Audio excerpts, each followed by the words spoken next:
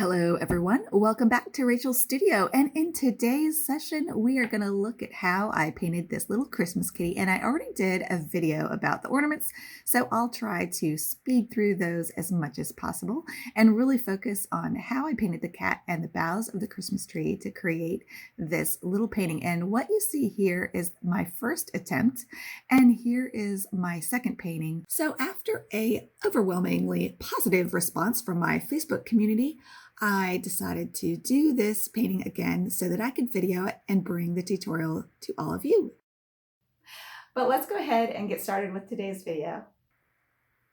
And the first thing I do is apply masking, which is usually what I do in every painting. And I would say for that garland, I would just mask out every single little ball in that garland. And I didn't do that for my painting, but I wish I would have. And then I sprinkled some masking on my painting to make it look like snow or sparkles or I don't know what, but something sparkly and pretty. And then for the colors in the Christmas tree boughs, I used Windsor Green Gold, Ultramarine Blue, Permanent Green Light, and a little bit of Holbein Aureolin. And I try to keep everything as watery as possible. And one of the things you can do if you're painting your boughs onto dry paper is paint them on dry paper and then get a brush full of clean, a little bit drippy water, and then just paint across some of those boughs a little bit to loosen them up just a little. So that's a little trick so that your brush strokes don't get too rigid. And another thing you can do when you're painting wet on dry, which is your paper is dry and the paint in your brush is wet, you put it down and it looks a little stiff, you can spray it with a spray bottle. Just one spritz, one little mist is all you need. And I did that a lot in this painting to keep it looser and more flowy and more watercolorish. Next, I'm going to paint the eyes and the ornaments, the most fun part of the painting. But first, let's hear a short, brief message from our sponsor. If you enjoy this video and some of my other videos, please be sure to subscribe because I upload a new video every week. Also, show me some YouTube algorithm love by watching this video to the end and leave me a comment, ask me a question. Let's have a conversation in the comments. I love that. And like this video. If you would like to learn from me even more in depth, come check out my Patreon, where for just $5, you can get instant access to a library of over 30 tutorials where you can watch me paint and explain as I go in real time so you can paint along with me. Plus, you get a downloadable traceable, a reference photo, and a supply list with each tutorial. All right, for the eyes, I used cobalt blue and a little bit of indigo in the top. And what I like to do is paint the whole eye with clear water, just a little bit, and then put in cobalt blue, and then I lift out some of the bottom color, almost like using my brush like a sponge, so it's wrung out and clean, and then I touch the bottom half of the iris to make that half lighter, and then the top half of the iris is darker, and that just makes the eye look so much more realistic. Here I'm showing you some paints that I use from Matza watercolors, by the way, so be sure to check out my video that I made about Matza's watercolors. But I already talked about that in my other ornament video. So let's get back to these eyes. The most important thing about eyes is that you have 3 different values clearly delineated. Very light, which is usually the glint in the eye. Very, very dark, which is usually the eyeliner and the pupil, and then your mediums, which is the iris color.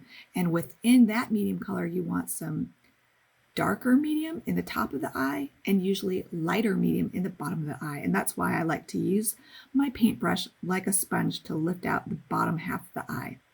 So that in a nutshell, very quickly explained, is how I do these eyes. And then I painted a lot of the cat's face in shadow, and I tried to pull in some of the red from that ornament so that it looks like it's glowing onto the cat. And you'll see me later scrub the edge of that red ornament and bring some of the red even more over to the cat. And the idea behind that is to create a soft edge, and soft and hard edges are so important. It's important to have hard edges in a painting and soft edges and a variety of edges, because that will make your painting so much more aesthetically pleasing. So a perfect example of how I did that is in the red ornament, where I made part of the ornament soft edged where it's touching the cat, so that the viewer's eye can flow across that boundary and go directly into the center of interest, which is the cat's face.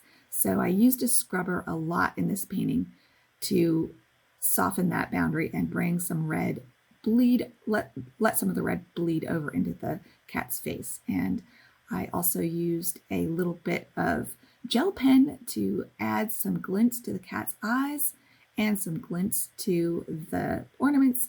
And towards the very end, I am going to take a few brushfuls of white gouache, and you can use Chinese white watercolor paint and just spritz it a couple times over the whole painting to look like a little bit of snow has fallen on the tree, or maybe that this tree is outside and it's snowing, or maybe it's just sparkles.